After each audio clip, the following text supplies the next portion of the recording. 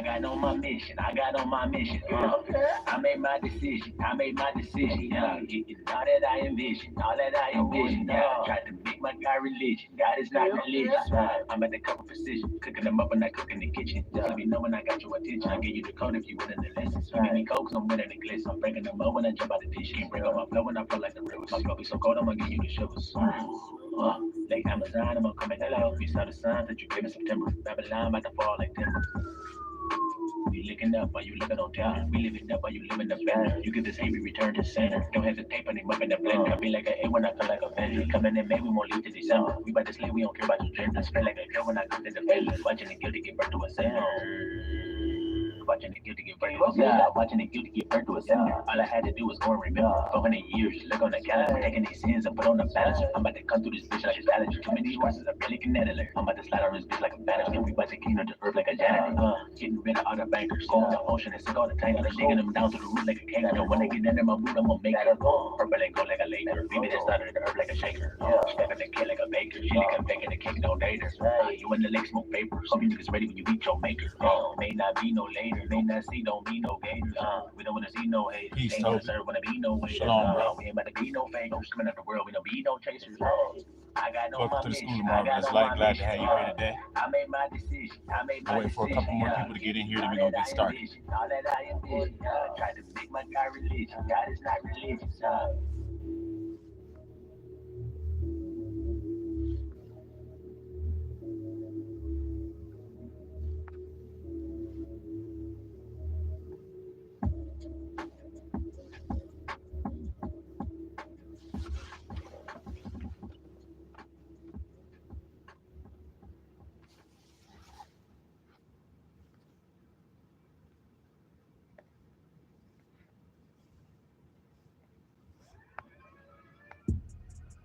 Yeah. It's right. What's up, Patrick? Yeah, Shalom, bro. Glad to have you here today. You ain't legit. I gotta quit. Rollie on my wrist, but that don't mean it ain't my time in this bitch. I come in this bitch with my niggas, we click. And I'm getting high at the flick of a bit. You niggas blind, you be left in the ditch. You niggas dying at the end of a stick. I'ma go in the back and not looking like Vic. And I'm speeding, I ain't getting no ticket. I smoke a weed and when I finish, I flick it. Swerving in the bitch, but I never nick it. I'm putting her down on the knee like a midget. I come in there strong arming like I'm lit. Swerving a strong car like shit. When knocking LaShawn John off his feet. He was running like fours, they hitting me flip. My flow like flip, flip, flip. Put it up in the pot like drip, drip, drip. So a nigga don't stop till he into that clip. So you don't wanna see it coming off that hit. Better hear these words coming up on my lips. Listen, selling they soul for a couple of chips. Keeping the cold while you rocking the six. You niggas gon' fold, I'ma stand in my kick. I told my mama I'ma stand on my team. Like Obama, yeah, I'm coming again. I'm cotton commas looking like I be winning. I stay away from drama, fuck all the sin. I got these shades on my eyes like I'm tinted. I be so fly, so I admit it. If I die, then I'm lying, I'm fibbing. If you trying, you get tied like a ribbon. Son, I'm lying, but I'm never kidding. If I never shine, then I'm never peace and blessings, brother. Then I never chillin'. Glad to have you here as well. I never kill them. I just look to see if Abba and seal them. Keep it a tear if Abba ain't build them. We do not care if you got him a billion. We do not fear, we don't be So let a couple more people get in here, when I walk in then we go start. Shut that barrel, let go of my children. My staff in my hand like I'm a pilgrim. Running that water, the blood while you feel me. Sending that water, the flood, all the bills. We was the hidden ones, I revealed it. We was the hidden ones, I revealed it. Yeah,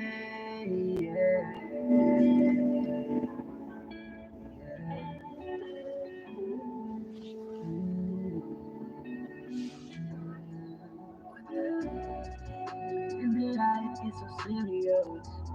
Tell me when the life is so mysterious.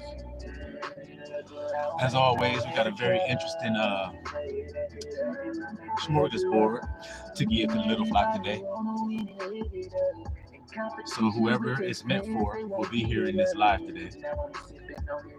Abba's will for you to be here to hear exactly what we're going to talk about today, because this isn't what you would normally get at a church or any type of gathering for the most part nowadays.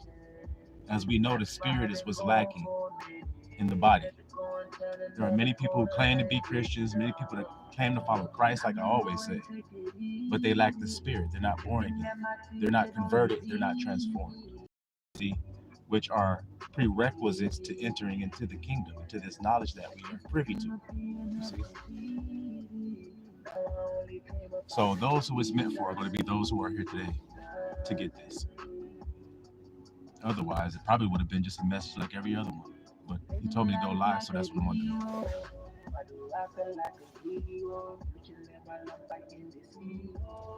Matter of fact, the reading from today, we're gonna start in Hebrews chapter 11. We're gonna start reading there.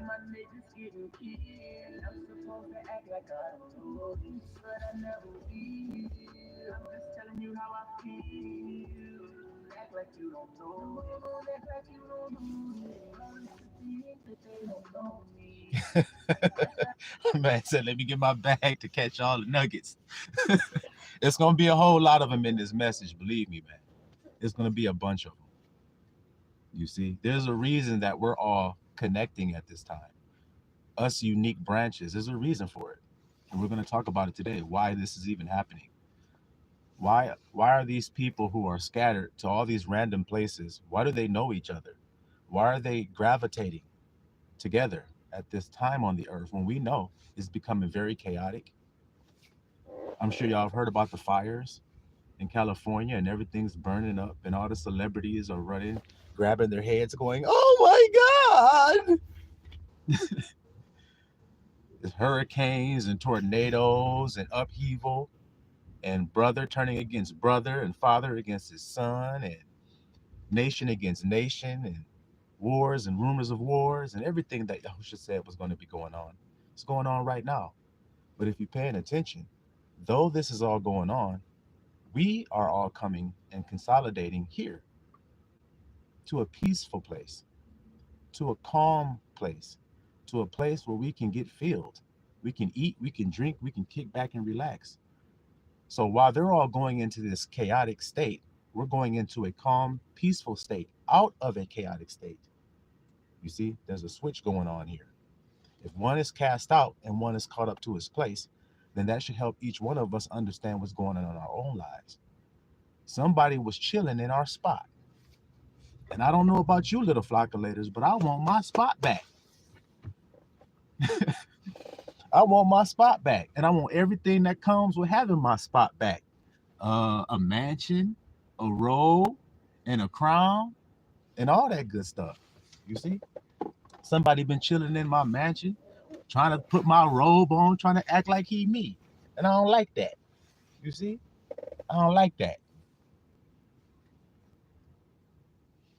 So now we said we're going to be reading from Hebrews chapter 11. We're going to go ahead and get started, little flockulators.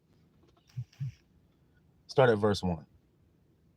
Now faith is the substance of things hoped for, the evidence of things not seen. You know what I'm about to say next. Stop. Faith. Can you please God without faith, little flockulators? Is it even possible? Y'all know that answer. So then faith is something that is to be sought after. It is something of high value. It is something of a great price. And it is often referred to as the strong man of the house in the scripture. You see? Because if your strong man is bound, then your whole house can be broken up, the scripture says. But what about if your strong man is not bound? Then he can defend the house, right? Well, who is this house? What is this house? That house is you. So faith is your strong man that's in your house. And that's what we want to build up right now in each and every one of you, little flockulators, is your faith. Because once your faith is built up, then it doesn't matter what's thrown at you. In other words, it doesn't matter who tries to come break in your house when you're prepared and ready like Rambo with the bullet strapped across your shit looking like you in Vietnam. Then it don't matter what he think he gonna do because you prepared and you ready, right, little flockulators? That's what we want all of you to be. Prepared and ready for the shenanigans, for the thief, for that little goonie trying to break into your house, trying to break it all up so that he can steal what? What did we say here? The things you hope for? He wants to steal that substance from you. So now, stealing substance, we can compare this to a succubus and a man. What does the succubus want from the man?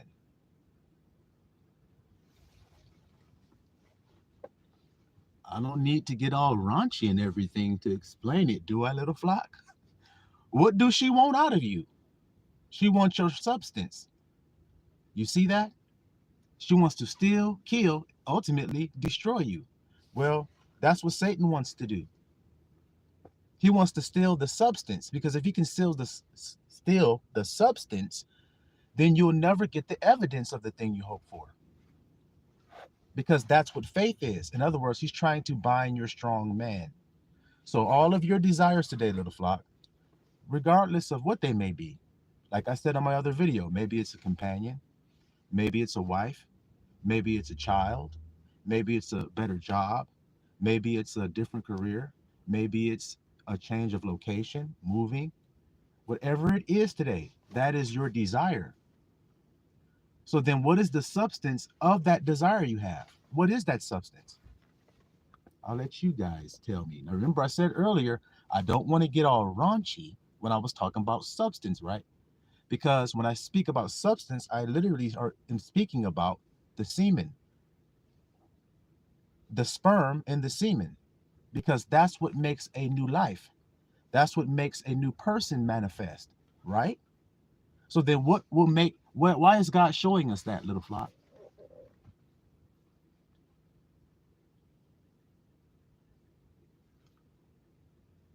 That's right, Pat. His life force. That's what she wants. If you don't have life force, then you can't be effective, can you? Nope. So, in other words, if you don't, I want to say it all nice and good for everybody so nobody gets offended. If you're having sex and yet the man does not ejaculate during the sexual encounter, then will you get the child? So then there was no substance. You see why I'm using that as the substance? So therefore you couldn't get a result. You couldn't get a fruit. You see what I'm saying? Well, your fruit is your desire, the thing you hope for. Like I said, no matter what it is, little flock, you have a desire, or else you're dead. Because Abba's name means to desire, to become.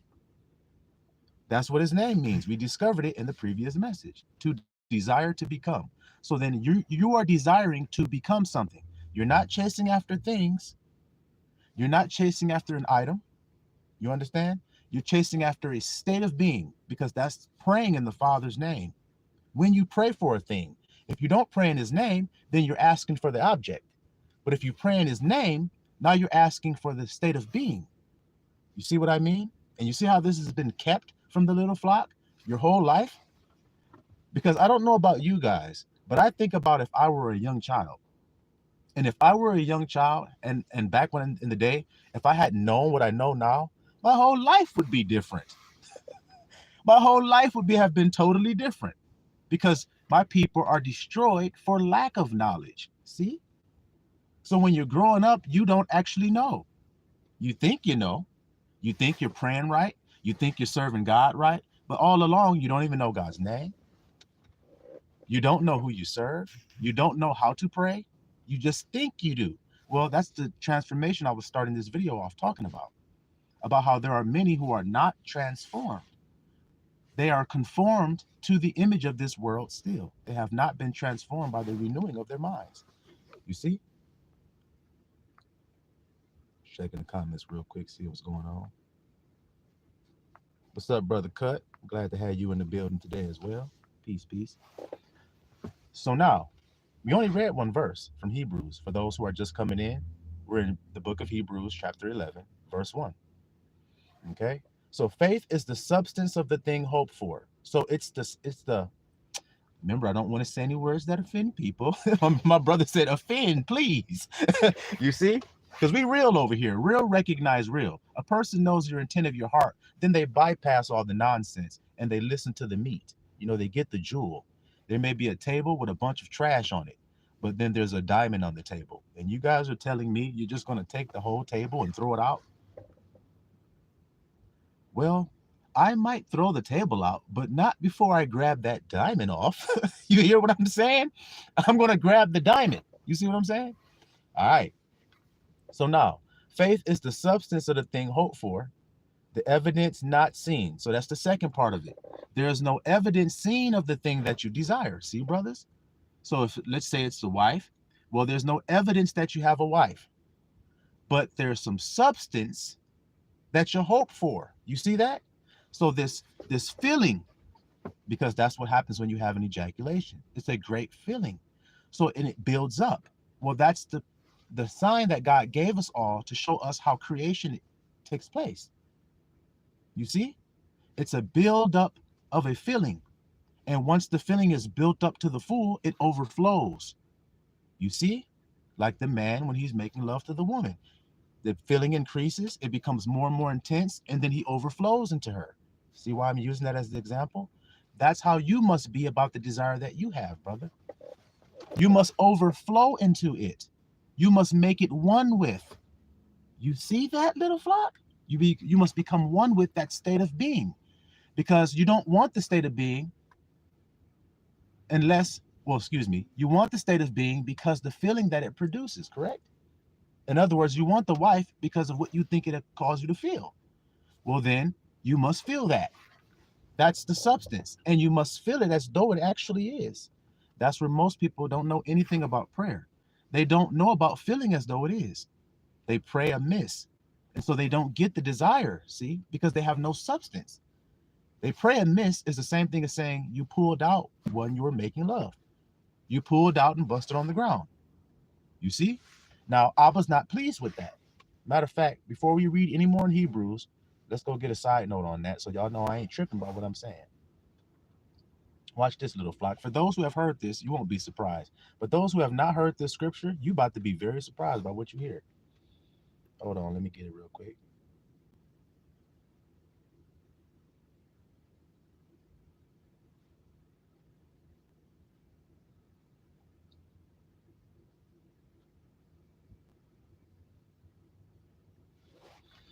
All right, now watch this, little flock. This is going to be real interesting. Watch. Go to Genesis 38 real quick. It's just a side note, but watch what you see. Genesis 38. We're going to start at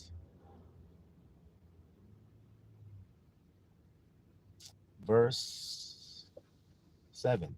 Okay. And remember, I told you guys about Hebraic culture and how you have this thing called a kinsman redeemer. So if a man had a wife, if that man were to die or be killed, then his brother would then come in and act on his part and produce children with that wife, so that his name would not be cut off from the earth and the inheritance would still go to that family. Do you see? It's called kinsman redeemer. He's redeeming the bride back to his bloodline. That's what he's doing. Well, we're going to get an example of that here. Now watch this, little flock. Verse 7, Genesis 38, verse 7. And Yehudah's firstborn, was wicked in the sight of I-Am, and I-Am slew him.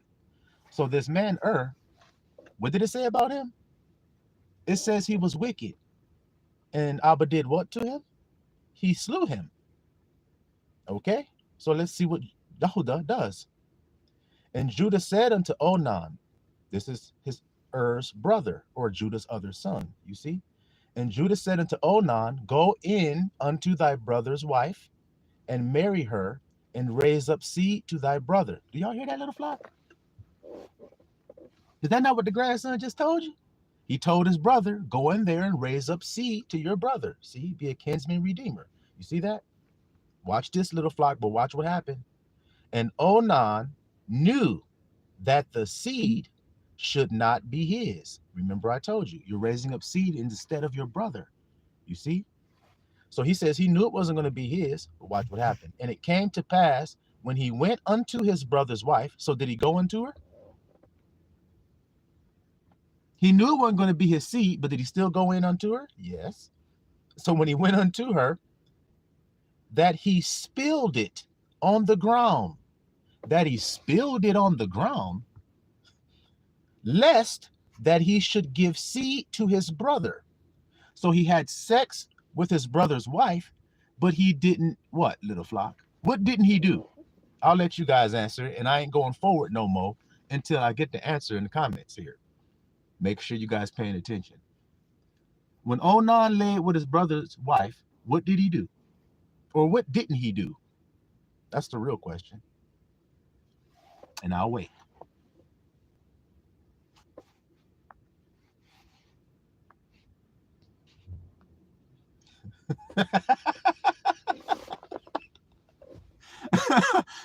Brother P said he jacked off in the corner or something. But he's right. That's true. Brother Chuck said he didn't release in her or give her the substance. Ding, ding, ding, ding, ding, ding, ding, ding, ding. There we go. The brothers is correct. You see, he didn't give her the substance because he didn't hope for it. We just read that. He didn't want it. He was like, them seed ain't gonna be mine. Now I'm still gonna hit that and everything, but I ain't producing no seed because that seed ain't gonna be mine. You see what I'm saying, little flocculator? So was the grandson being gross by saying this is about semen and about coming into a woman's womb to produce a child? To the pure, all things are pure. So to prove that we're pure, we're going to take this pure. You see what I mean, little flock? So that was just to prove all things. We see that he spilled it on the ground, right? Now, let's see how Abba felt about him spilling his seed on the ground. Let's see. And the thing which he did, so the thing that Onan did, displeased I am. Wherefore he slew him also. So Abba killed the first son. Then the brother came in and did something that did what to Abba? It displeased him. So how does that edify us? Other than just the physical act of sex. When you don't have the substance, then you will not get the thing you hope for. That's what Abba's saying. And that displeases him. How do we know it does? It is impossible to please him without substance. It is impossible to please him without faith. Isn't that what's written? Isn't that what's written?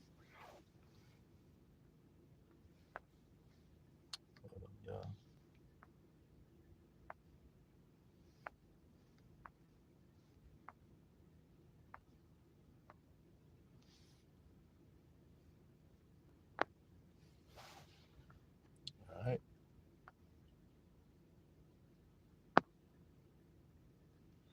My bad, y'all. All right. Now, back to Hebrews. Now that we got that little tidbit of information, we're going to go back. So now we understand what the substance is. We just read it right there in Genesis. You see? It's what produces the result you want. You can't produce the child without the semen. Same thing, without the sperm and the semen. Same thing with your manifestation of the desire of your heart today. It doesn't matter what it is. It doesn't matter. It will be produced if you have the substance. You see? Now, like I said, this is going to get even deeper, so continue listening. All right? Hebrews 11, verse 2. Well, go back to the verse 1 real quick. We want to finish on that. The evidence of things not seen. So we want to make sure that we understand that before we go forward. That it's not something that you see that causes you to feel the feelings, even though your carnal mind wants to see it, and then it will feel as though it has it. That's not the way Abba does things. So he doesn't want you going contrary or going astray from his way. He wants you to focus on the way and don't go to the right hand or to the left hand. In other words, don't pull out and spray it to the right hand or to the left hand. Stay in until you have the manifestation. See what I'm saying to you? All right. For by it the elders obtained a good report. So the elders, what was the good report that they had? It's so simple. They had substance, guys. They had faith. Faith is the substance. You hear what I'm saying? It's the semen that fecundates the waters of the womb. In other words, fertilizes the womb of creation. You hear that?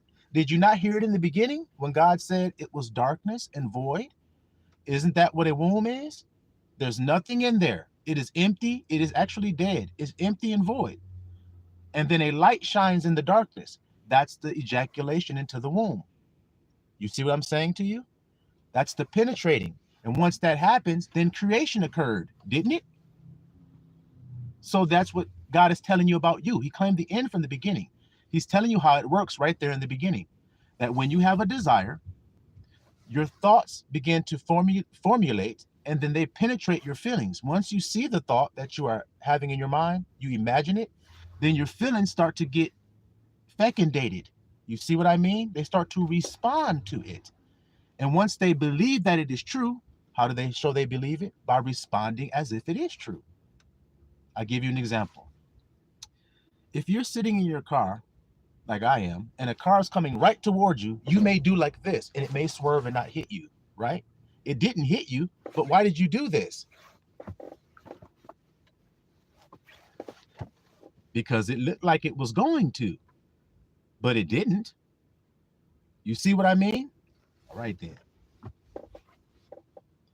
Through faith, we understand that the worlds, with an S on the end there, the worlds, listen good to this, little flock, because this is, like I said, the real juicy part of this message. Through faith, we understand that the worlds were framed by the word of El, so that things which are seen were not made of things which do appear. Stop. So now, the things that are made, everything that you see that's made, and y'all see a lot of stuff that's made. You can even get an object and turn it over to be like made in China on the back of it, right? Everything that's made, how was it made? Was it made by something that appears or by something you can't see?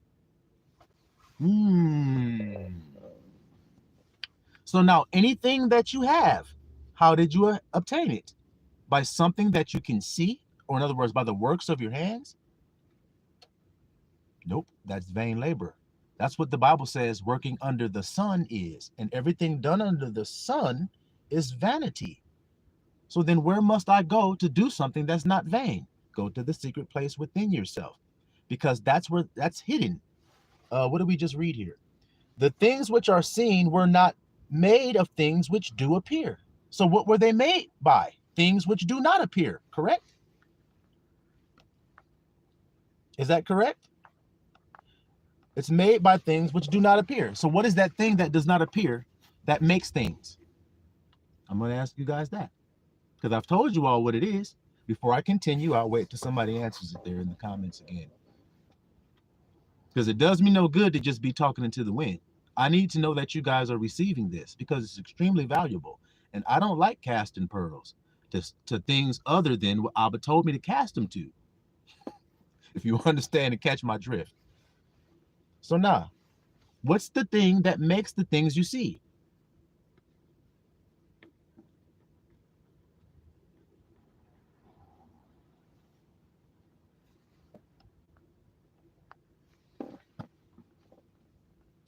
I'll wait. I'll read the verse again and help you guys. Through faith, we understand. So this understanding that they have comes through faith. So it requires faith for you to even understand this. You see what I mean about how we're a unique people on the earth? We are people that can please God, because people that don't have faith can't please him. See, they don't have substance. All right. Brother P says the working together of thoughts and feelings. And where do they work together at? In other words, where do the man and the woman in their house make love? Brother Cut says breath of life. And where is the breath of life at?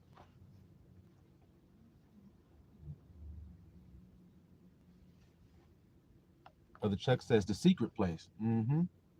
Like I said, the husband and the wife and their house, they have a chamber. You see that there?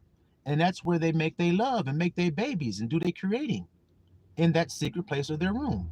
You see what I mean? That's a picture to show you what you're doing. See what I mean, little flock? It's all there for us to learn from it. Wait a minute. If I want to create something, then I have to take two forces and make them one force. That's clear, because the man and the woman come together to make a new them. It takes them both. So then there must be a male and a female quality within me that makes a child or a son of man or an offspring. The Bible calls it godly offspring. You see? Within the mind, heart, the spirit, the womb. That's right, Brother Chuck, Brother Cut. Mind, heart, spirit, womb, within. That's right, little flock. That's your secret chamber where nobody can enter in and know what you're doing in there, right? They don't know. A lot of times, let's keep it real, brothers. Come on now. We real over here at the School of Marvel Delight. There are times when you've been sitting thinking some crazy ass shit, but you're just sitting there like this.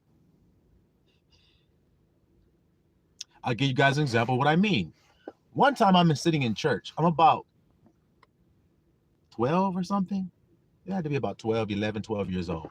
I'm sitting in church with my family, my mom, my dad, my sisters, and everything. I'm sitting there in the pew, and we got up to pray. I think I might have told this story on this channel before, but we got up to pray, and we stood up, and there was these two girls standing in front of me. Gosh, golly. I mean, the bodies were just on point, all supple and in shape and beautiful, and hips and curves and thighs and booty and breast, and I mean everything was on point, guys. And I'm a young guy, I'm like 12, and I'm mesmerized by what I see standing in front of me. I'm like, gosh, girls don't look like that at school. Sheesh. And I'm looking right now. See the thoughts I'm having now? I ain't saying anything, I'm just standing there looking. Gosh. Well, while I'm standing there looking, I feel a tap on my arm. A tap, quick tap. I look over, it's my mom. My mother's looking at me. Now, she didn't say a word. She just tapped me on my arm. And I look at my mom. I said, what? I wasn't looking at their booties. I wasn't looking at those girls. My mama looked at me and said, I didn't say nothing about no booty. I just tapped you. What is you talking about? Of course, she was exposing me. But do you see what I mean? I use it as an example to show you how that's just the reality of it. You're sitting there thinking some crazy stuff in your mind, but outside you're just chilling. Well, the secret place is that's where you thinking all the stuff. How do I prove that? Y'all know what Yahusha said. A man commit adultery in his heart first. See, that when he was thinking that stuff. Good Lord, look at the body on that girl. Sheesh. Why did she wear that skirt? Gosh, I mean, it's hugging everything perfectly. I didn't know if that was somebody's wife or somebody's girlfriend or anything. I didn't care. I was already thinking about it. Gosh. Oh, Lord, that girl look good as hell. Y'all understand what I'm saying to you? He's keeping it real. So there are times when you're doing that in your heart, as the brothers were saying, in the secret place. Y'all hear me today? All right. Let me see what y'all saying here. Not a day goes by without that. This is Brother P. He says, you might be happy as hell, and out of nowhere comes a totally crazy, wicked thought or temptation seemingly out of nowhere. That's the truth. That is the truth, dude.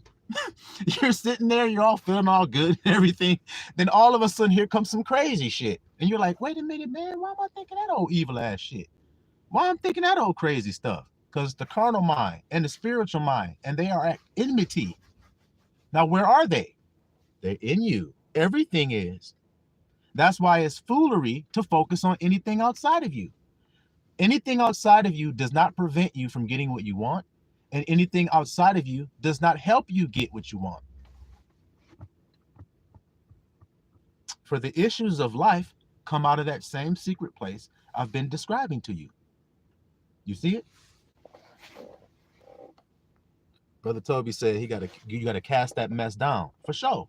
That's exactly what you're doing. And by doing that, casting down, you're proving that you are of the spiritual side. That's why you're doing the casting down. You're not in agreement with it. That's what stresses us out. Us brothers, us brethren, if there are any sisters here. We're those type of people that get stressed out about that. That damn voice that's always talking, it's bullshit. That carnal ass fleshly mindset that keeps coming in, that keeps trying to entice you, that keeps trying to tempt you. That's the enemy. And you notice it's not outside of you again. You see it? So you got to rule from that place, because that's the kingdom. It's going to take faith for you to believe that and to do it. That's what God said. You must have faith to even come to me, because you must believe that I am in order to come to me. Now, do you believe that you are? Do you know that you are? Because that's the question. You hear that? That is our daily battle. So therefore, if we're fighting that guy, which is that internal thing, then who are we fighting outside of ourselves? But look at how many people blame other people. Look at the world. Look at the Israelis and the Hamas and Gaza and what was going on there and all of this stuff. Look at what's going on. Look at Ukraine and Russia. Look at it. Look what's going on in the world. Why are men fighting each other? Because they don't know the truth. They don't know that it's about what goes on inside of you. If they wanted something, that's how you acquired it. If they knew that, then they do that. So see how the whole world's going to be washed away in the flood? And there's only going to be a remnant? All right, back to Hebrews. All right, so like I said, the things that Abba made were not made with things which do appear. And neither does your manifestations. I'm proving it to you. When you want something, you go into the secret place. You start to formulate an image in your mind. And then once you see the image and step into it, then your feelings get involved. They start to feel feelings associated with it. Since we're talking about substance, which is semen, then we could use this as a perfect example to talk about how your mind works. When you're in that secret place, now I want you guys to do this because it's easy for a man to do this. When you're in the secret place, just to prove that you can trick your body into believing something is true without it even being true physically, watch. You could be laying there, close your eyes, and you can imagine yourself with your dream woman. Whoever it is that you want, whoever it is you're attracted to, you could visualize that. And when you do, you're going to see your body start to respond to what you're looking at, aren't you? So then wait a minute, grandson. You're telling me I could physically open my eyes, look at a woman, and become aroused by her. I can also close my eyes and formulate a woman and become aroused by her. That's what I'm telling you. Now, which one is real? The carnal mind thinks that woman right there that he's looking at is real. Return to your first love, Revelation says. Do you understand what that means, to return to your first love? There is a servant inside of you that can make whatever you want the servant to make. Did you know that? That's Christ, the servant of man. That's what he's doing when he's washing their feet, when he's giving his life up. He's serving them. He's ministering to them. He's a minister to us. It's that faculty within you that's formulating what you're imagining so that it can be presented to you. That's the servant that does that. You tell your servant what you want. They make it and they bring it to you. And if you like it, then you accept it. If you don't like it, you scrap it and say, do it like this. Correct? That's what you're doing in here. So this is becoming your servant. What would I like? I think I would like this. And then the image starts to become. Now that image that's becoming, that's the real. Not this, guys. We walk not by sight. See, but we walk by faith. This is why I'm emphasizing this point. That's faith. That image. That's what I believe. I don't believe this image. I am not conformed to the image of this world, but I'm transformed by the renewing of my mind. I renewed an image in my mind that goes against what this bullshit is telling me. Make sense? And so now I've been transformed because now my feelings are in alignment with a new image, not in what's been offered to me, but in what I have decided. So now who has become the king of the kingdom? I am has. He's going to subdue all things unto that name. You guys don't think so? All right. Now watch this, little flock. We want to jump ahead to verse 5 of Hebrews chapter 11, verse 5, because we want to hit on a point. Because this is going to benefit us all to hear this. Now, Enoch, something happened with Enoch, right? Something in particular happened with him. We need to find out what that was. All right, Brother P says, I noticed the higher the good thoughts and feelings you have, the crazier the level or degree of wicked thoughts is that come out of nowhere. As if the carnal mind is like, but I want you to do this! Exclamation point. That's right. And do you know why, brother? Because once you escape it, it ceases to exist.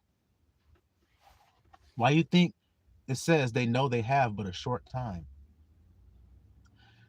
That false image that's being shown to you knows it has but a short time when you have formulated a new one. And when you believe the new one, the false one is going to fade.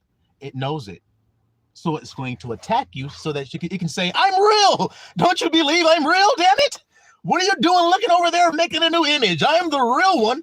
Okay, we got to scare this nigga. Ah! That didn't work. Okay, let's make him sad. Hey, man, cry. Be miserable. Don't you see our image that we've made for you is to make you miserable and sad? And you're sitting over there like licking a lollipop like, I don't give a damn what you niggas say. Okay? Don't get to me to singing. We don't give a damn what you niggas say. We don't give a damn.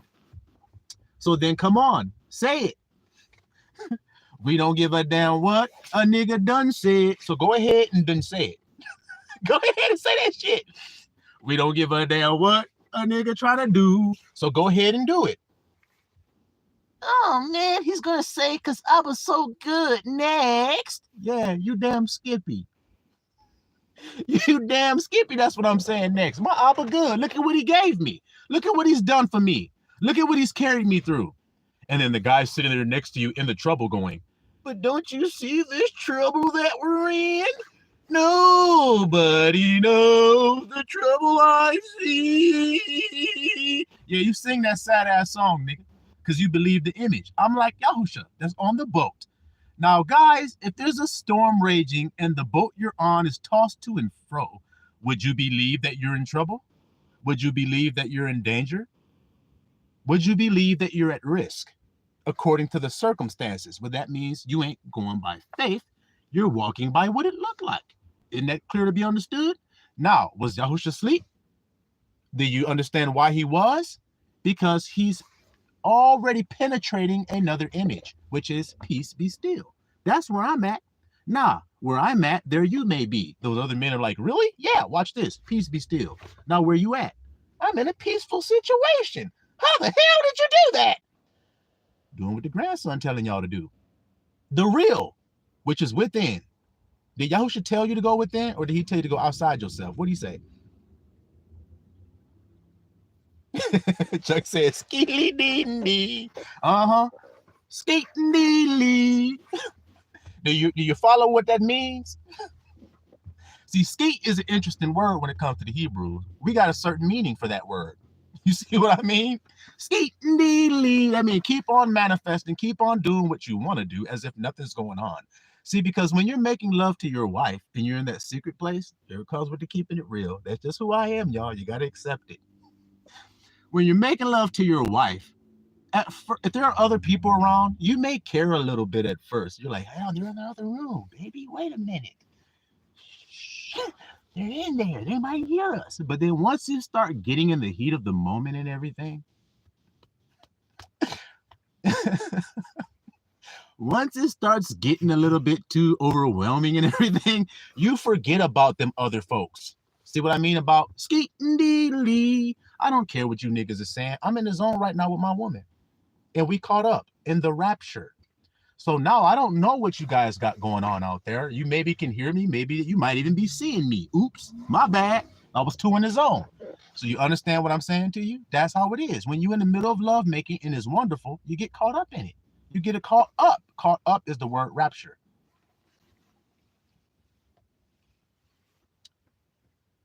Are we called the bride of Christ?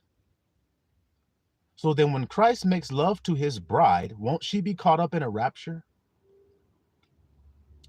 Now, how do you know Christ has made love to his bride? Because she has received his seed. That's what consummation is. So she has his thoughts. And once she receives his thoughts, then she's going to speak his thoughts. That proves that he has consummated her. See how clear that is? You become one flesh, one new flesh. Very white and skeetily D. And a little bit of wine. Now you toe up. You in the zone. Niggas knocking on the door. Hey, man, can y'all quiet down a little bit? Damn. Oh, shit. Damn, my bad. Sheesh. I was too caught up. Caught up in the rapture, man. Y'all understand that? That's how it should be with your manifestation. Isn't it clear? You're so caught up in it that you're not distracted by the bullshit. That's when you're one with it. So if you want to, we'll use anything. We'll use champion of the UFC. Some random shit. You want to be champion? So then you go in your mind. Now, what are you doing? If you're champion, what are you doing? Watch how the father's going to come and have offspring. Watch what I'm saying to you. Now you're the champion. So now imagine what it would be like. Watch all the stuff that's going to come. Watch all the kids he's going to have. What do I mean? So now you're visualizing yourself. You're holding the belt up there. You're the champion. You're sitting up there hitting your hands held up. The guy got the microphone in your face saying, how does it feel to be champion? And you're giving your speech and everything. But now that's the father. I mean, that's the event is what I'm saying. That's the father. Now watch the offspring come. So now you're sitting there and you're thinking about all that. Now you're thinking about, well, damn, if I was champion, I'd have money. I'd have status. See how the children come? The things that make you feel good, that's the children in the house. They make you feel good. See? So now you got status, you got money. What else comes with being champion? You're getting flew all over the world, doing interviews all over. That starts to come off of that one thought. See how they're the son of those thoughts? So now watch how it works on the other side with the carnal mind. So now you think a fearful thought. You see something of this image that they're giving you, and you say, oh my God, now I'm this. And you become afraid. So let's say that's sickness. Okay. So now you get a sickness. And so now you say, oh, I'm sick. And you imagine that in your mind, what it's like being sick. And you start to see people leaving. You start to see your job go away. You start to see yourself falling down, getting sick and all kind of shit. See how that's the children? See how it's death? The bitter end of it is death, to think those thoughts of I am. You see how clear it is? It's all coming from you. It's all coming from the inside out, little flock. You see that? So now we want to do something in particular that Enoch did. You hear that, little flock? Because Enoch had a group of people with him too, and they all translated. So we need to focus on that being translated. How did that occur? Well, we're going to get it. Verse 5. Hebrews 11, verse 5. By faith, Enoch, that's the guy we're talking about, was what, little flock? He was translated that he should not see death. Wait a minute here. See how the carnal mind instantly comes in? Wait a minute, man. Everybody got to die. What do you mean you didn't see death? Well, what did Yahushua tell you guys? If a man keep my saying, he shall never what? See death. So then in order for you to obtain that result, what do you have to have? Faith in it. You have to believe what Yahushua said. The word. You have to believe what the word said, because the word was before Yahushua walked on this earth. It was in the beginning with God, and it was God. So then Enoch heard the word too. Abraham heard the word too. Abel heard the word from the beginning. He was the first one heard it. You see how the first shall be the last? Oh my God. Who did I tell you guys I am? What does the name say right there on the page? The grandson of right thought. You see that? So the first one was Abel. Matter of fact, let me go to verse 4 to make sure that I read this so you guys see I ain't joking about it. So things which were, verse 3, we read that things which are, which were made were not coming from things which were seen or do appear. You see? Verse 4. By faith, Abel, who is that? Is that God's grandson? Why did it mention him first? I told you why. He heard the word first.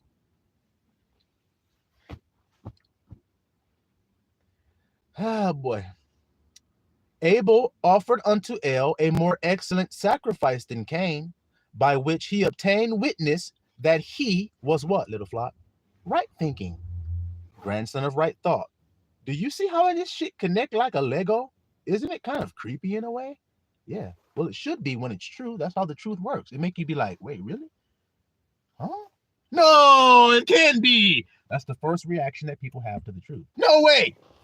Hell no. Then they start bargaining. Well, maybe it could be. And then they finally submit. Yeah, okay, yeah, shit, it's true. You see what I mean, little flock? So, Abel, righteous. God testifying of his gifts, and by it, he being dead, yet speaketh. You hear that, little flock of laters? All right, then. Now back to Enoch. By faith, Enoch was translated that he should not see death, and was not found, because El had translated him. For before his translation, so in other words, how did he get translated? He had this testimony that he pleased El. Now, what pleases God? Faith do it. Now, what did the Bible say about Enoch? He walked with God, and God took him. Can y'all hear that today, little flock? So then if that happened to Enoch, will it happen to you if you do the same thing Enoch did? Of course it will. Do you have faith to believe that? That's the question. Because if we all walk in it, the grandson already is. But if you guys join along and walk in it with me, you'll be translated without a doubt. And you won't see death. You'll be saying, death, where is your sting? Look at me. I'm not the same as I was before. No. How come? Because there are two minds at play, and you have accepted that you are the spiritual mind. So you don't think like a carnal man think. You have been transformed by the renewing of your mind. See it there? So now, this translation, it says he had this testimony that he pleased El. Verse 6, watch. But without faith, it is what? It's possible. But without faith, it is what? It is impossible to please him. Stop there.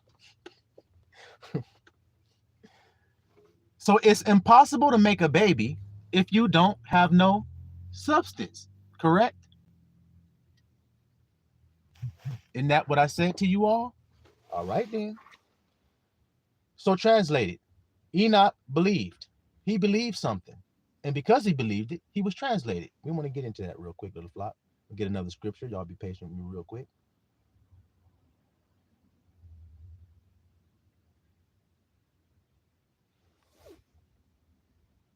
All right, 1 Corinthians chapter 15. 1 Corinthians chapter 15.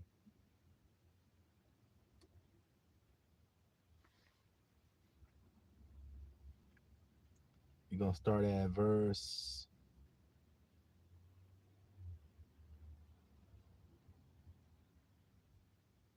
45. No. We want verse 42. Okay, little flock, watch this. Verse 42. 1 Corinthians 15, we're starting at verse 42. Now watch. Consider what we've been talking about and then compare it to what we're going to hear here. So also is the resurrection of the dead. It is sown in corruption. Sown means planted. It is planted in corruption. It is raised in incorruption. So when you were planted, what were you planted into? Corruption. See, the carnal mind. That's all you knew. You didn't know anything else. But when you are raised from that dead state of being carnally minded, which is death, see, when you're raised from that, what are you raised to? To life and peace. So now you're alive because you are now transformed by the renewing of your what? Right then. So watch that. Watch this. It is sown in dishonor. So the vessel of dishonor is the carnal mind, correct? It is raised in glory, spiritual mind. It is sown in weakness. One people, there are two nations in your womb, Rebecca. One people shall be stronger than the other. One people shall be stronger than the other. So the spiritual minded people are stronger than the carnally minded people. See why there's only a few of us? Flockulators? Because Abba uses the weak things of the world. He makes it look like it's impossible to do what we're going to do. He makes it look like we can't win nothing by our numbers, by our seemingly strength and size as a group. It looks like we can't accomplish anything. That's the way Abba always does it. As David. He used a small thing to destroy a big thing, you see? He says, watch this, little flock. It is sown a natural body. It is raised a spiritual body. See? You see it? So now, you think based off of the world and being conformed to the image of it, which is what you see. You react to what you see going on around you. You work by the labor of your physical hands to produce the results you want. That's all you know how to do. That's Cain's sacrifice. Abel has a different kind. The grandson of right thought has a different type of sacrifice and a different work that he's going to offer you. You see it? because the two sons work differently. One is a plain man dwelling in his tent. One is a man in the field. See the difference? So they're going to have two different doctrines. These are two different worlds, two different ways of being. One is sown in a natural, one is sown in a spiritual. You see?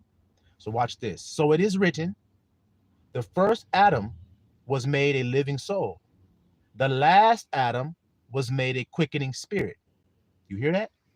Howbeit, that was not first, which is spiritual. Stop. Do you hear it? So in your life, the first existence that you had of I am this. Your first I am you had was what? It was dishonor. It was weak. See that? It was natural. It was first. You see that? But the second life you have is the stronger life. It is the glory. You see it? It is the spiritual. You see that there. So watch what he says. He says, but that which is natural, and afterward, that which is spiritual. So then after you lived your carnal existence and saw the fruit of it, which is death, then you must die to it, be resurrected in the truth of the spirit, have a new translation of mind, which is going to make you think different thoughts, which is going to bring you physically to a whole new lifestyle, whole new location, whole new friends, whole new family, whole new world, because there's two different worlds. You see it? So what is the grandson doing? Bringing from one into the other. That's called birthing. Do you guys see it? Haven't I told you in my life I've actually birthed 3 babies into my own hands? Isn't that strange for a man to say that nowadays? You feel me? Well, that's why, because I can do it. I can birth babies.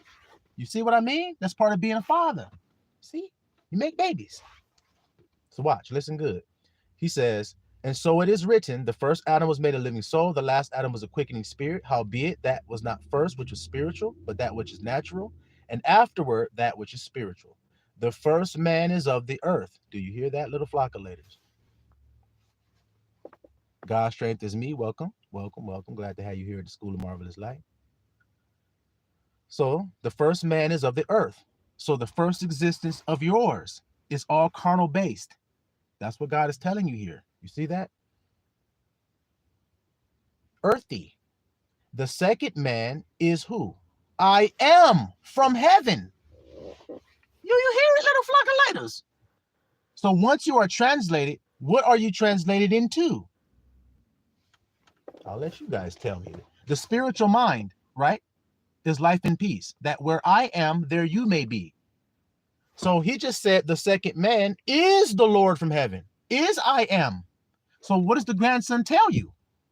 Whoever I was, I don't talk about his life, do I? Do I talk about the man that I used to be and what he did, and what he accomplished, and what he's doing, and what he planned on? And no, I talk about I am. That's all I talk about, because that's the only other man that comes after the other man dies. Correct?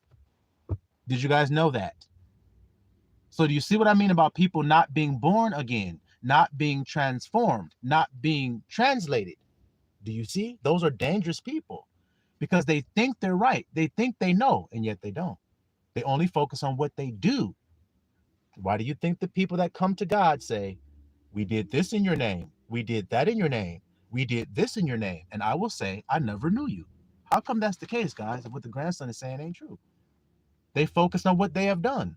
I didn't do anything. Abba planted a seed, and it did what seeds do. Who the hell am I to say I did anything? That's like a seed being planted in the earth, and then it waters itself. Have you ever seen that?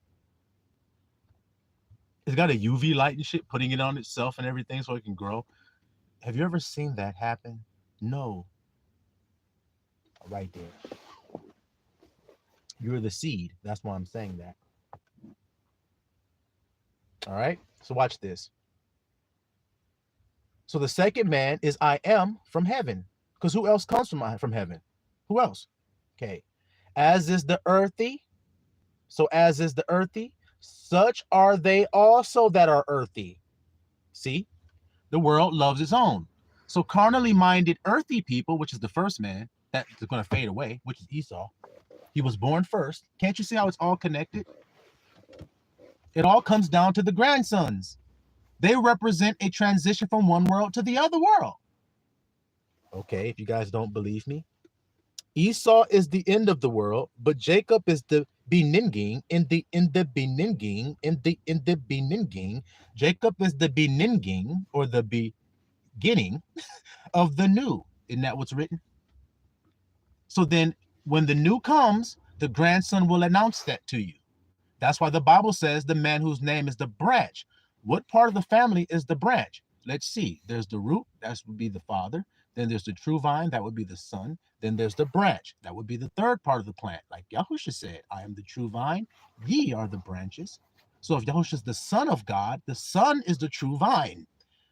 Now people are saying the son is the branch. How in the hell do you guys come to that conclusion when I can look at a tree and come to the true conclusion? That branches are the third part of the plant, not the second part. Correct? All right, then. The second part is the true vine. And how many true vines are there on a tree? One. That's why he's the only begotten. Can't you guys understand how easy that is? All right. I know it's new wine, and a lot of people burst when I tell them this truth.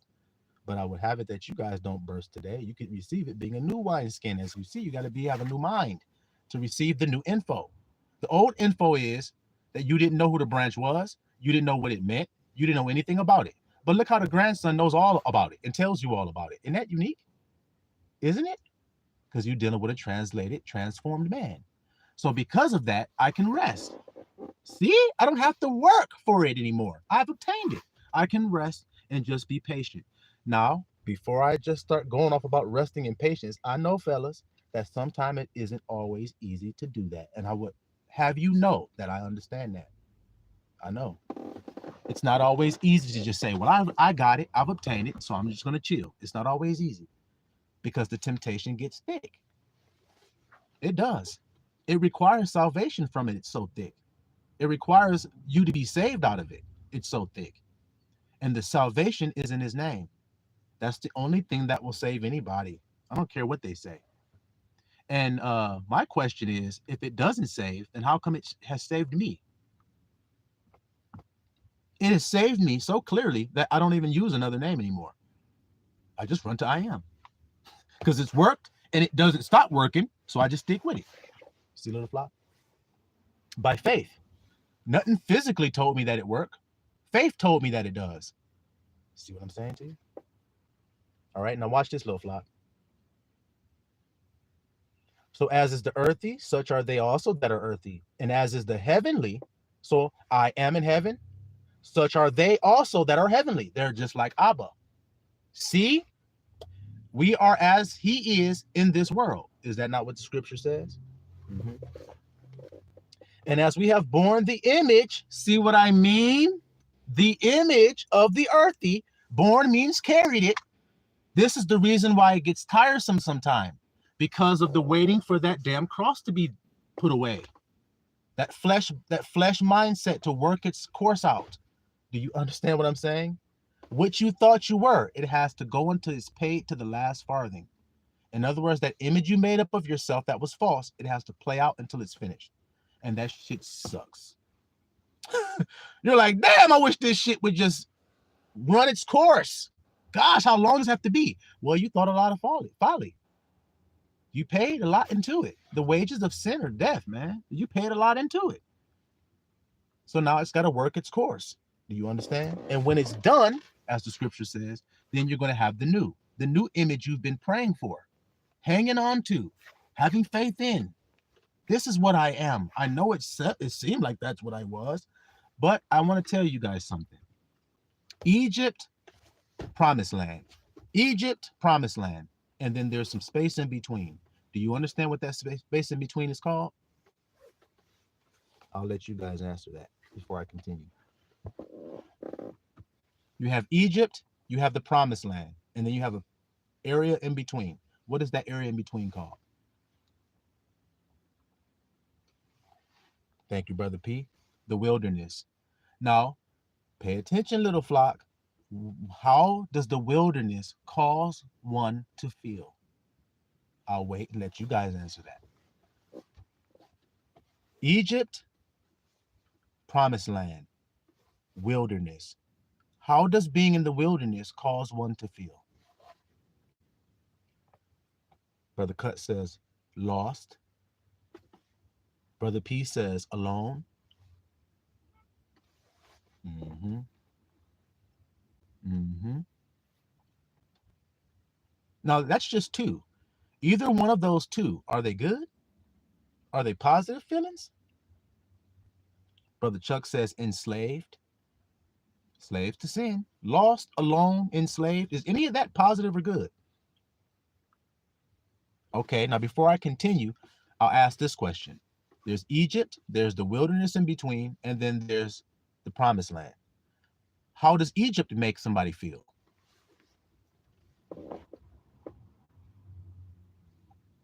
How does existing in Egypt cause an Israelite to feel?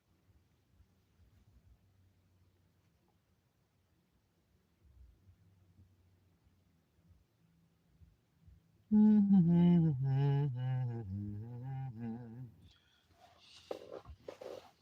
you're an Israelite and you up there dwelling up in Egypt, how you gonna feel?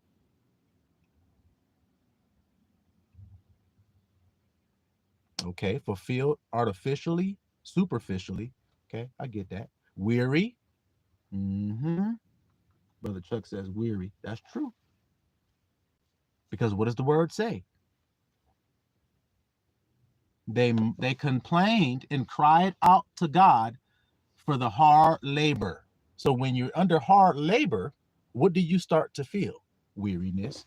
So what did Yahusha say? Come on to me. See? And I'll take you to the promised land. That's Joshua. In the Old Testament you read about that carries them over into the promised land. So now we see that they had to go through a wilderness of time. Now, they were weary. That's the first feeling. Let's get it right, little flock. When you're in the earthy, which is Egypt, you're enslaved. You're tired. You're weary. You're overworked. You're dissatisfied, but as the brother said, you're superficially satisfied. As the Romans said, give them bread and give them a circus. And that will keep them content while Rome burns. Do you understand, little flock? Same thing they're doing right now in America. Yeah, man, give them the Super Bowl, dude. Shit. Give them an event. Give them a parade or something, man. Give them something. Shit. They're going to start paying attention to this nation falling apart. Hell with that. Give them something that can take their attention off of this terrible shit, right? Okay, then. Right then. Smexter says, it's actually both dualistic, good and evil. There you have it. You think it's good, but you know it's evil. Well, if I just get my daily bread, then I guess it's good to be here in Egypt. Isn't that what they said? Let's return to Egypt where at least we had bread to eat. Hear all of that. Hear those things so you can understand the what's the word I'm looking for? The tendency that you'll have given the location you're in. You see? So now we know you're in Egypt. We know you're overworked. You're overburdened. You want relief. So then you get taken out of there. And do you go right into the promised land? That's what I want you guys to hear, little flockulators. So once your cry is heard from being weary, from your mundane earthly life that was bullshit and caused death to come into your life. Now that you see that, now you're going to cry for a new life. Do you just instantly go into the new one?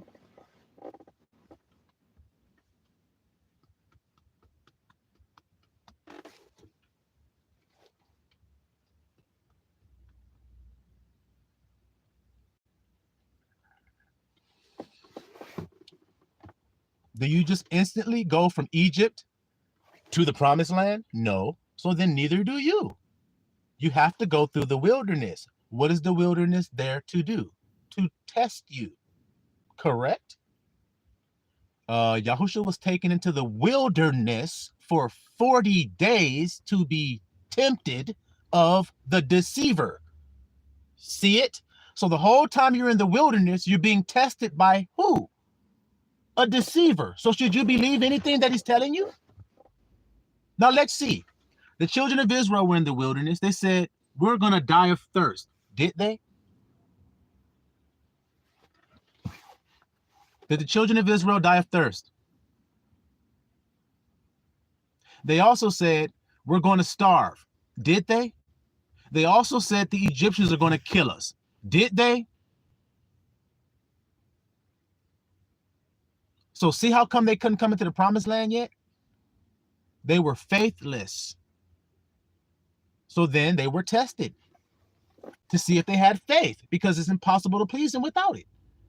In other words, once you're taken out of Egypt, though you may have to go through a long period of wilderness, do you still have faith that you're going to enter into the promised land? Because if you do, then you'll be like Joshua and Caleb. You'll be like Joshua and Caleb. Kalb or Caleb, which means dog. Now, what's a dog's personality like? He's loyal. He's loyal to you. He'll go with you wherever you go. So then that's the attitude you should have when you're following the shepherd. You should go wherever he goes. Isn't that what Revelation says? So now, like I said, you're only being tempted of a deceiver when you're out there. You see it? So then everything he's telling you while you're there is a lie. But you see how it makes you feel when you listen to what he has told you?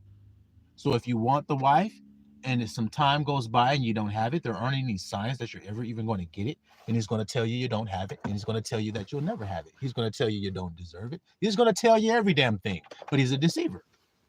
Because the truth told me that I could ask anything believing and I'll have it. So you said something prevents me from having it? Then I know you're a deceiver. I know that. All right.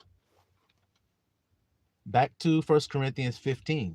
We're getting right to the juicy part again, little fly. Here we go. So you have borne the image of the earthy. We shall also bear the image of the heavenly. Stop. We shall. So when you thought earthy thoughts, you bore that image. But now that you're having heavenly thoughts, I am safe. I am healthy. I am secure. I am alive. I am beautiful. I am strengthened. I am strength. Shit, I'm glorified. Those are heavenly thoughts. Well, then now you're going to exist in that image. But you have to travel to see if you really believe you are those things. Or else you'll never be it if you don't believe you are. So you must believe. Correct. See how simple this is? It ain't even hard. It's a little flockulated. I don't think it is. Y'all, what y'all think? Y'all think it's a hard message to understand? Gotta put my phone on the charge. My jump about to die. Y'all think it's a hard message to understand, or is it easy?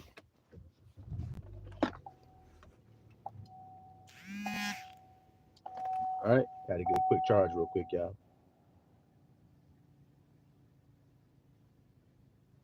All right. So now you're gonna bear that heavenly image now. You see that? Not you might, not you're trying to, you're going to. You see? Brother Chuck says, after the wilderness, we have to go down to the Jordan to humble ourselves, cross over so that we can get back to Zion. Simple as that, bro. Somebody been paying attention here at the School of Marvelous Light. That's the way it works. Once you come out of that, part of you murmuring is pride. See, people don't know that. Part of complaining, what you do, brothers out here to die? That's prideful to speak that way. It's not humble. Is it? Okay, then. So you have to be humbled in order to enter into the promised land. I told you that's the only way you can get in. So you must come down to the Jordan, like the brother said, which comes from the word Yarden, which means to descend. I must decrease, he must increase. Y'all hear it, little flock? So what I think must decrease so that what he thinks can increase in me. One has to go away so that another one can live. One brother must pass so that another one can come. See what I'm saying to you? All right, little flock. All right. Now, back to 1 Corinthians 15. All right, verse 49. And as we have borne the image of the earthly, we shall also bear the image of the heavenly. Now this I say, brethren, that flesh and blood cannot inherit the kingdom of El. Makes sense? Flesh and blood cannot inherit the kingdom of El. See how you must be born again? Neither doth corruption inherit incorruption. Behold, I show you a mystery. We shall not all sleep, but we shall all be changed. Translated is the same word as changed. right? It means the same thing. So now Enoch was translated, and now you're reading another person say that we're going to be translated. We're going to be changed. When? In a moment, in the twinkling of an eye, at the last trump. For the trumpet shall sound, and the dead shall be raised incorruptible, and we shall be changed. We shall be what? Changed. For this corruptible, the carnal mind, must put on incorruption, the spiritual mind. And this mortal, this flesh, must put on immortality. I am safe. I am healed. I am healing. I am safety. I am vibrance. I am radiance. I am life. I am peace. Do y'all hear these words? Do you hear them? Because that's the heavenly man, isn't it? Now, do you have faith to believe that you are that heavenly man? Do you? Or do you believe that you're just that carnal man? Well, that tells you where your standing is. You see? We shall be changed, for this corruptible and be put on incorruption. You see that? So when this corruptible shall have put on incorruption, 54, and this mortal shall have put on immortality, then shall be brought to pass the saying that is written, death is swallowed up in victory. O death, where is thy sting? Did I not say this earlier in this live stream? That's what the people going to be saying after they're changed. Are you one of them people? Because I am. I don't have any doubt about it. Because how do I know? Because there's a seal. The seal is the name of the Father. Once you know his name, that's the proof that you're sealed. And what are you sealed for? For no reason? Oh no, you sealed for a reason. We just read what the reason was. O death, where is thy sting? O grave, where is thy victory? The sting of death is sin, and the strength of sin is the law. But thanks be to El, which gives us the victory through our Lord Yahushua HaMashiach. So Abba gave us the victory to overcome death and hell and sin by his son who told us the truth. That's why Abba said, hear ye him. So he said, if you keep my sayings, you'll never see death. So do you keep his sayings, little flock? That's the question today before I end this live. We're about to go ahead and get on up out of here. Do you keep his sayings? Are you that heavenly man? Because you have to decide. And once you decide, little flock, stick to it. And I know it won't be always so easy to stick to it. I know. Why do you think so many Israelites fell in that wilderness I was describing to you? Why do you think so?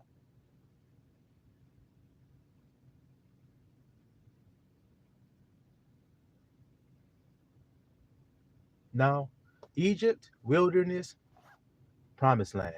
Do you think you're going to be afraid if you are actually standing in the promised land, living there?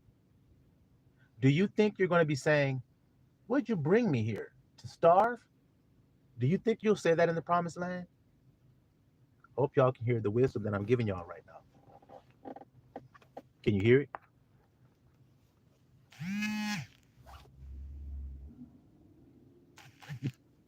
Can you hear it? Hey, man, my junk about to die, y'all. My phone about to die. But do you hear that? You don't think that way once you're in the promised land. So in order to be in the promised land, what must you do in your mind? You must think and feel as though you are. I am the man in the promised land. I am there. I am here. Shit. Wow. You see it? That's the transformation of the mind that the faithless cannot do, little flock. So regardless of what it is that you're asking for today, do it in truth, like I told you today, and stick to it, regardless of how it looks, because now you know how it looks is the enemy that's fighting against you. It's not your helper. It's the image that you're fighting against to be no longer conformed to it. Do you see that, little flock? Do you see it? Brother say 100%. For sure. For sure. Because it's easy to be understood. Like you said, some things is easy to be understood. Ain't that right, Brother Pete? They are. They ain't hard. You just got to open your heart and be willing. You got to be willing. You see it? The spirit is. But the flesh, man, woo, the flesh is weak. So until we unzip that flesh suit and step out of it, it's going to always antagonize until we actually step into that promised land with our feet, into that state of being that matches what we have longed for. Like we discovered the Father's name. I desire to be. So what do you desire to be today? You must claim it. Don't take the Father's name in vain, but claim what you desire to be in truth. And what is that? And once you establish it, be no longer double-minded concerning it. Oh, I have my wife, I have my goal, I have my job, I have my this, the thing you looked for. But but no, I don't have it because if I did have it, then I'd be there. If I did have it, then I'd be happy. But I don't have it, so I'm not happy, so then I don't have it. That's double-minded. And like I said, I understand it happens to us all. So when it happens to you, don't get all down on yourself. I know that our nature is to want to get down on ourselves and say, damn, I know better than this. I know better than to be thinking this, to be imagining this. I know better. That's where revision comes in, little flock. Before I end this message, I'll give you that tidbit of wisdom. Revision, revise. When you make an error, don't get down. Don't keep a record of wrong. Love yourself. Love keeps no record of wrong. So then simply accept the truth. Revise it in your mind. Wait. No, I am. I am. There for a minute there, I know I felt like I didn't, but I am. That's revising it. Taking the same image you've distorted and bringing it back into the truth in alignment with the truth. Do you see? Because that's what Abba does. He don't get impeded by nothing. He doesn't get slowed down or knocked off balance by anything. So if you're that man, then neither should you. And you don't have to. You just don't have to believe the 3D, little flock. You don't. I don't care how it look and feel. Don't believe it because it's not true and it's not real. You see that? Still want Miss Lerner. Y'all be blessed today. And hopefully we'll be doing this more often, going live and whatnot. And like I said, I got a Discord group over there, and we'll be doing that too. But hopefully Abba will grant us more time, take us away from our stress-free tasks that we have to be bogged down with every day so that we can be free enough to come and congregate like we are here. So y'all be blessed today, little flock of letter. Let me see what y'all saying here in the comments before I get off.